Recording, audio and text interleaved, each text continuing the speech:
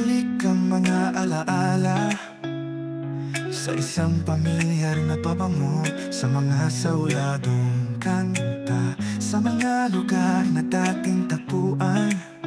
Parang pelikula naglalaro sa isip ko, sa parke kung saan tayo nagtatawanan. Sana tayo na lang ang nagkatuluyan.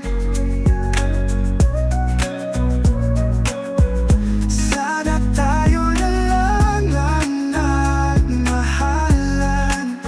Bakit ngayon ay nanghihinayan? Bakit ngayon ay ramdam ko ang sayang?